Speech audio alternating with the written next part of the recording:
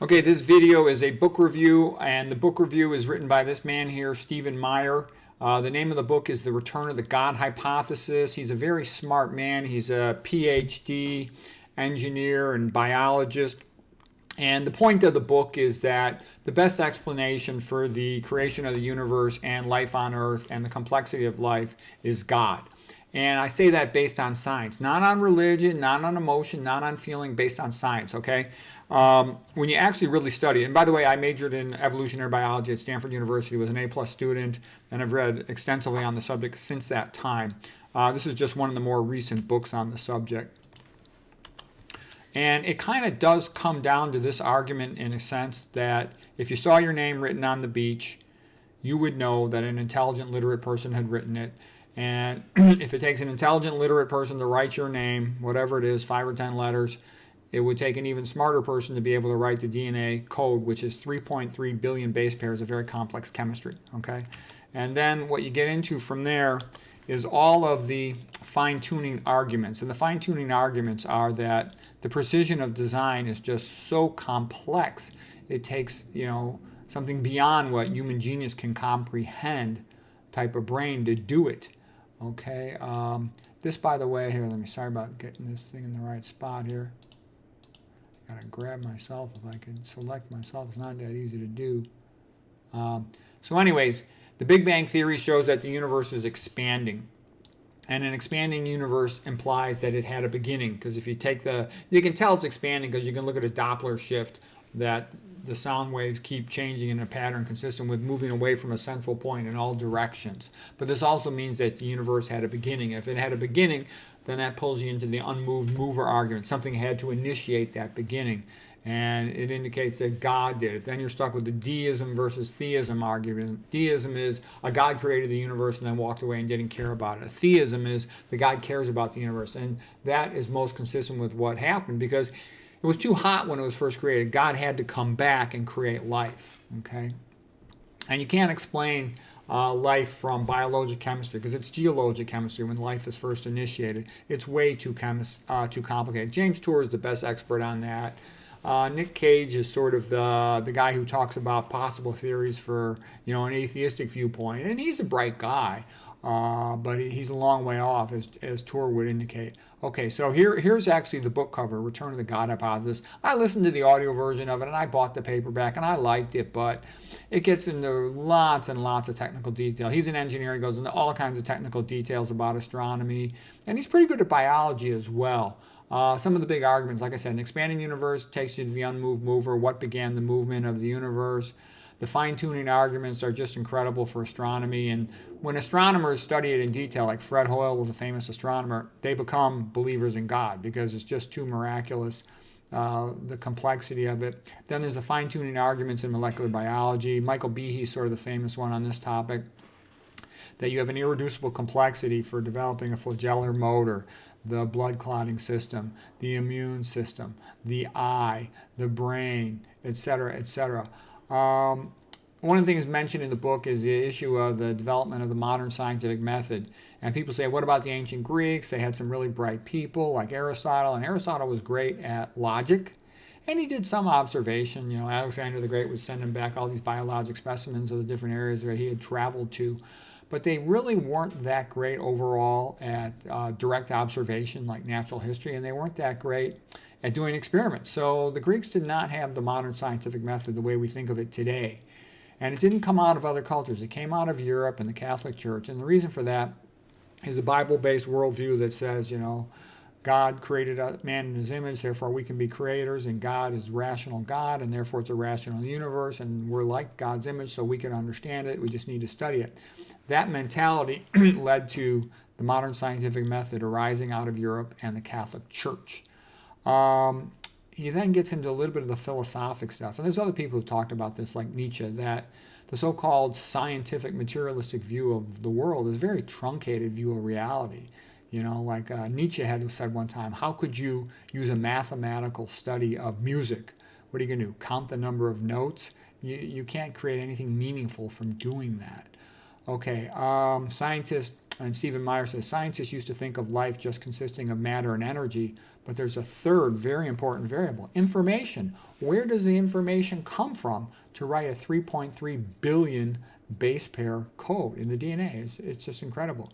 Geologists have not found transitional forms leading to the Cambrian. So the Precambrian rock, and by the way, this guy was also a geologist. Okay, like I said, he's a really smart guy, Stephen Meyer.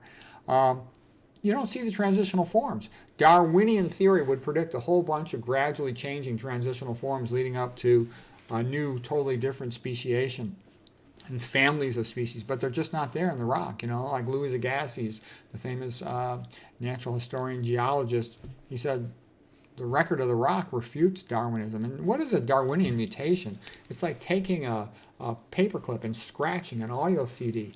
You don't create favorable change like that. You can't go from Mozart to Beethoven by scratching an audio CD with a paperclip, or Brahms or Handel, and the change in the animal world is much greater than that.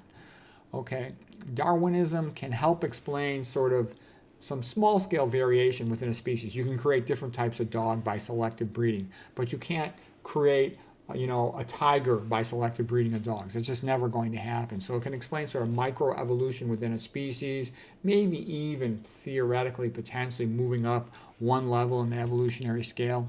Kings play chess on fine-grained sand, the mnemonic for kingdom, phylum, class, order. Okay, but it cannot explain large-scale variation. So it can explain microevolution within a species, but it can't explain macroevolution, creation of a whole totally different species. So Darwinism, it's also been said, can account for survival of the fittest.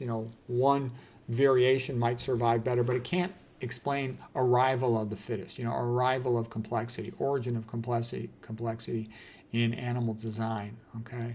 There's been other guys too, like Douglas Axe. He's a protein biochemist, and he showed how incredibly difficult it is to create a functional protein. And so the idea that this could happen randomly is just no way. It's like, here's what Stephen Meyer said. The probability of creating a functional protein by chance is 1 to the trillion times smaller than that of finding some random particle within the entire universe. It's nonsense. It's so unlikely that it's absurd. And you also get into this issue of what are sort of like two competing major views of nature. And one is sort of the Bible-based view, the Trinity in heaven, God the Father, the Son, and the Holy Spirit. That view in the Holy Family, Virgin Mary, Joseph, and Jesus. Okay, that's one sort of aesthetic, philosophic, religious view that celebrates life and meaning, okay? But there's another view that is sort of really the accepted way of thinking in the American university, the American graduate school today, and I call that the Trinity of Atheism. And the Trinity of Atheism is Darwin to say, as it's been described in the book, to say where we come from. But actually Darwinism doesn't. It can't explain this. And everybody who studies Darwinism knows this. This is not like some mystery. It's kept hidden from the students that only take one class in biology, okay, that don't really know much. And then Marx tells us where we're going. But Marxism is failed. Marxism is a disaster. Marxism is a joke. Marxism is centralization scheme to trick the proles into making themselves into slaves. It's nonsense. Okay, then Freud is the evil third part of the Trinity to tell us about human nature. But when you look closely at Freud, you see almost every single thing he said on a major scale. It was just nonsense, okay? Like I said, the idea that every boy wants to have sex with his mother. That's insane, okay? You don't even know what sex is when you're young, okay? It's just crazy. And we're not going to get all into Freud, but Freud was perhaps, a pioneer in some ways, but he was a crazy jerk. The more you look at him, the more ridiculous psychoanalysis is, okay? I'm not even going to go into it. I'm not even going to give it more credit than it deserves. It's a joke, okay? Now, here's a good quote about Marxism by John Dos Passos. He said, Marxism not only fails to produce human freedom, but it fails to produce food. Yes, it's a way to centralize everything, take away all incentive, and lead to starvation of the population, which is then forced into slavery. It's all just stupidity. Okay, here's Fred Hoyle, the astronomer, an atheist who became a believer in God after he started studying what's going on in the universe. He said the chance that higher life forms might have emerged by an evolutionary process is comparable with the chance that a tornado sweeping through a junkyard might assemble a Boeing 747 plane. It's ridiculous. It's statistically absurd. I have always thought it curious that while most scientists claim to eschew religion, it actually dominates their thoughts more than it does the clergy.